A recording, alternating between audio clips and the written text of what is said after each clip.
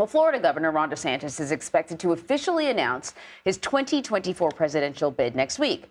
Joining us now to talk more about all of this, all things politics, is CBS News political contributor Leslie Etienne. She is a former communications director for Vice President Harris. Also with us is Leslie Sanchez. She's a CBS News political analyst and Republican strategist.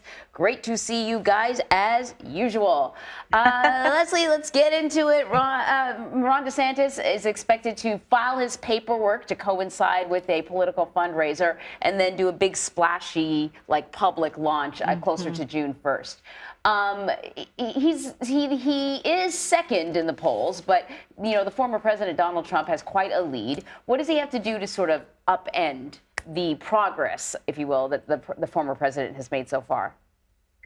The interesting part about Governor DeSantis is he's on the right track with reforms in his own state. And it's not just the cultural reforms that we're hearing a lot about now. It was the post or the pandemic reforms, getting people back to work, increasing the religious and kind of personal liberties people felt they had in the state, and that economic growth that they had. It spurred the growth for a lot of people moving to Florida. I think he's still riding that wave internally on the state level. Foreign policy-wise, national security-wise, he's had a lot of missteps. And I will tell you, if you talk to Trump voters who are looking for an alternative, they want to pass the baton to kind of a new generation type of leader, they're still very skeptical about the governor. So it's going to be, how does he align and talk about the former president, if he's going to gain that support? And is he going to have any more of these missteps? Can he solidify his bona fides in terms of foreign policy, something beyond the state of Florida? That's what I think it's going to take for Republicans to give him a serious look. Actually, I want to turn now to an article from the New York Times that has come out saying that Senator Dianne Feinstein suffered more complications from her illness from shingles than were previously disclosed. She announced that she will retire when her term ends. That's in January 2025. But given all these concerns right now, is there a possibility lawmakers could move to remove her from office or earlier than that because of these health concerns? There's a lot of talk about what she's going through, her aids, and the fact that she's 89 years old at this point. Yeah, I mean, I think the reports really put a lot of pressure on Senator Schumer. I mean, he's the leader of the party on the Senate side, obviously. So it's going to really be interesting to see how he responds in the next couple of weeks to the pressure from not just Democrats in the state of California, but across the country and even in his own leadership ranks, that are sort of pressuring him and pressuring Senator Feinstein to actually step down. So I think that's what I'm watching this upcoming week, is how he actually responds to that pressure. I think she's going to stay as long as she can. She has that right. I think it's up to the voters as well as other leadership in the party. But it's going to be interesting to see how Schumer responds to the pressure to remove her. Leslie, I want to talk to you about the recent Durham report.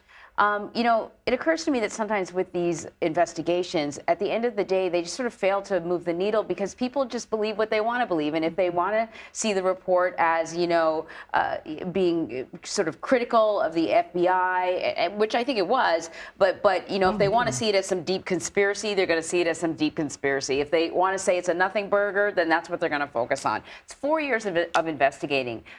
What's your take on the Durham report? Is it anything that really moves the needle? I think it really solidifies what the suspicions were Republicans had in terms of politicalization of the FBI, and it is just another kind of compounding of this suspicion about our federal agencies and what they're doing and whether they're being politicized. And I think that really, to your point, Anne-Marie, it continues to offer that polarization. You have people that lose faith in public and private institutions, that they feel the president is being targeted, that they feel that there are underhanded moves. I think it's going to make it very difficult to move the needle back in terms of public trust. And that's where fundamentally we want to be. There was a time no one would have really thought of something like this actually happening. Now you actually see the validation of it. And I think people are saying it's about time and what's going to be done to change that. I want to turn now to abortion rights. The South Carolina House just passed a 6-week abortion ban. And Ashley, this question is for you. Is this recent string of abortion rulings, is that concerning for Democratic voters ahead of 2024? What are they reading into this? No, I mean, I think all of the decisions on abortion are concerning, not just to Democrats, but obviously to independents as well as young voters, women voters, all across the political spectrum. There was recently a Reuters poll that dropped, I think maybe 2 or 3 days ago, that showed that 73% of independent voters wants a candidate who's less extreme on these particular issues. And as you know, that's a sweet spot in many of these swing states. I mean, that's the population that makes the difference in any national election. So I think the Democrats are, regrettably, the courts are going the wrong direction, but this is an issue that they're going to take full advantage of. One proof point was just this week where the Emily's List had a reception honoring Speaker Pelosi. The vice president actually introduced the speaker, but the surprise guest was President Biden, which really signifies that the party is double downing on this particular issue and going to use it as not just a wedge issue, but a mobilization issue to sort of galvanize voters to come out in these key swing states. But Ashley, I add one point real sorry, quickly go ahead, what Leslie. Ashley's saying is really quick. What we also see in instances like this is you have more women running for office. And this may be the impetus to do so. So that may come out in filings when we start to see people starting to raise money. But traditionally, this is where women are going to take an impact, not just as a voter, but as a candidate. Well, what I was going to say is, yes, it is a national issue, but nationally, not much can be done. I mean, all of these changes are happening at the state level.